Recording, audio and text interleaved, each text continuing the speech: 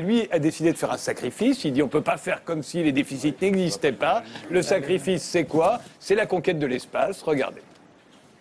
Parce que 12 Américains avaient marché sur la Lune. L'humanité pensait pouvoir y retourner quand bon lui semblerait.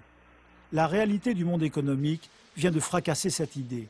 Barack Obama a fait ses comptes, l'Amérique n'a plus les moyens. Nous ne pouvons pas continuer à dépenser comme si les déficits n'avaient pas de conséquences, comme si cela n'avait aucune importance et traiter les dollars des impôts comme de l'argent du Monopoly. Fini les fusées Ares, qui devaient permettre aux astronautes d'installer une base permanente sur la Lune. À Cap Canaveral et à Houston, la NASA va devoir licencier plusieurs dizaines de milliers d'ingénieurs. D'autant que l'an prochain, la navette spatiale, devenue vétuste, n'aura même plus le droit de voler. Officiellement, l'administration américaine ne renonce pas encore au voyage vers la planète Mars. Mais plus aucun calendrier n'est avancé. Ce qui est désormais certain, c'est que les vaisseaux spatiaux et leurs moteurs seront entièrement conçus et construits à moindre frais par des sociétés privées. Un coût terrible pour la NASA. À l'avenir, celle-ci va même devoir payer 50 millions de dollars par astronaute pour pouvoir rejoindre la station internationale à bord de vaisseaux Soyouz russes. Incroyable retournement de l'histoire. Les taïkonautes chinois seront peut-être les prochains visiteurs de l'astre Sélène.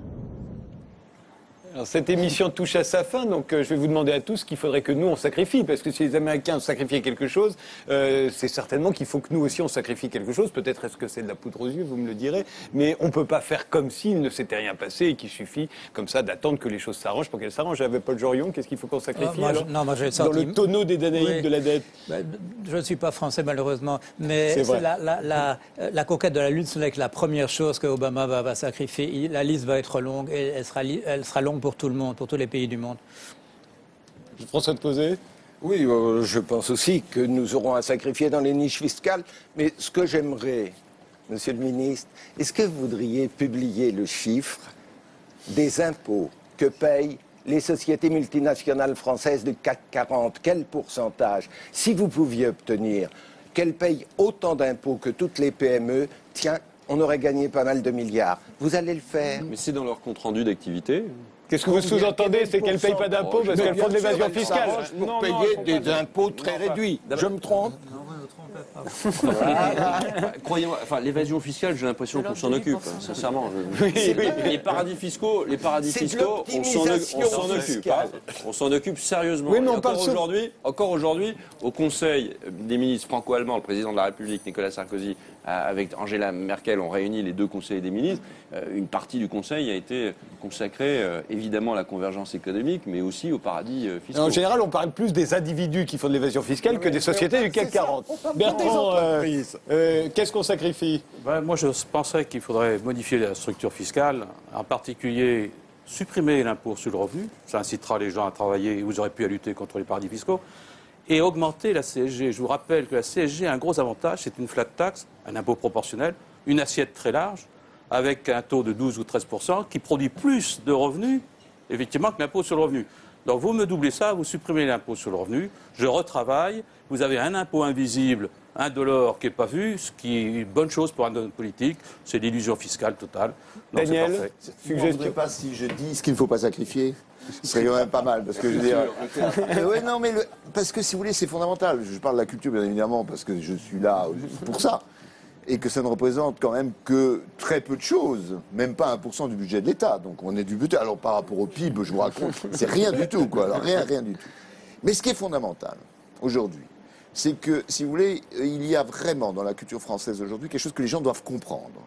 Je veux dire, pour que quelqu'un aille dans un théâtre qui est plein de spectateurs qui ont payé leur place, il faut qu'il y ait aujourd'hui, depuis 40, 50, 60 ans, une aide de l'État, une aide des collectivités qui permettent que ce spectateur soit là. Et plus il y a de spectateurs, et plus ça coûte de l'argent.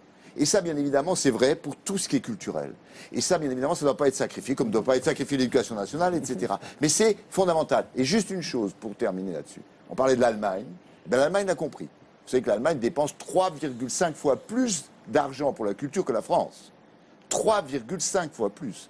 Eh bien ça, c'est un vrai exemple, d'autant plus qu'ils ont augmenté de 4% le budget. Tous les budgets culturels ont été augmentés de 4% pour 2010. Et qu'ils ont interdit les déficits publics dans la Constitution. Sandra, qu'est-ce qu'il faut sacrifier? Alors, je ferai comme monsieur. Pour 2016, oui, ils ont un peu de marge. Je voudrais avoir le temps de dire les deux. C'est-à-dire, je pense aussi ce qu'il ne faut pas sacrifier. Je constate que tous ces beaux esprits nous ont pas dit qu'il faut sacrifier telle ou telle dépense sociale, telle dépense d'éducation. Effectivement, parce qu'il n'y a pas tant de choses inutiles à sacrifier dans ce que dépense l'État, malgré tout. Et la distinction entre les dépenses de fonctionnement et les dépenses d'investissement, comme l'a dit monsieur le ministre, quand il s'agit de payer des professeurs, est-ce qu'on n'investit pas dans l'avenir de nos enfants quand on paye des professeurs? Pourtant, c'est des dépenses de fonctionnement par excellence, et c'est là-dedans qu'on est en train de couper. Donc, bon, il me semble qu'il y a des choses qu'on pourrait sacrifier. On pourrait sacrifier effectivement les paradis fiscaux, ce serait une bien bonne chose.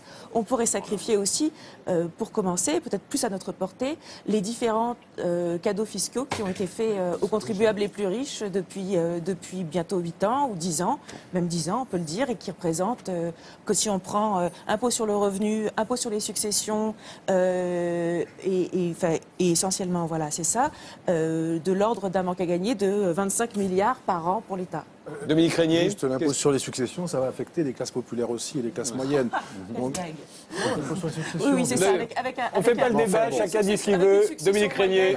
Non, 350 000 euros par an par ménage. Ce que peut-être on peut introduire en une seconde comme argument, c'est l'Europe. On peut aussi européaniser certaines dépenses. On n'est pas obligé, par exemple, les Allemands, les Anglais, les Français, de dépenser chacun dans notre coin 40 milliards d'euros chaque année pour la défense. Il y a sans doute des économies à faire en dépensant une somme qui serait moins importante, mais mieux employée si nous européanisons ces budgets de défense, par exemple. Eric Woerth, c'est pas une politique sacrificielle, hein, parce que ça marche. J'ai bien pas compris que comme ça. vous voulez rien sacrifier. Il faut changer les choses. Il faut que sur l'État, on gèle les dépenses. Et ça veut dire qu'on peut financer des dépenses nouvelles, mais il faut à ce moment-là retirer d'autres dépenses, pas toujours plus. Il faut, sur la sécurité sociale, réfléchir à nos régimes de retraite et avoir une politique responsable sur ce sujet. Et dans le domaine de l'assurance maladie, il faut se dire qu'on dépensera toujours plus parce que les progrès médicaux seront là, parce qu'on vieillira, mais qu'en même temps, en face de cela, il faut aussi limiter ce rythme d'évolution de la dépense par une organisation meilleure de notre système de soins. Et puis pour les collectivités locales, qui dépensent à peu près 6% de plus chaque année, elles doivent dépenser, 3 fois moins. Merci tous les 7 d'avoir participé à la 429e émission de Ce Soir ou Jamais. La 430e n'aura pas lieu lundi, mais mardi. Ce sera la revue de presse du mardi. Lundi, il n'y aura pas d'émission.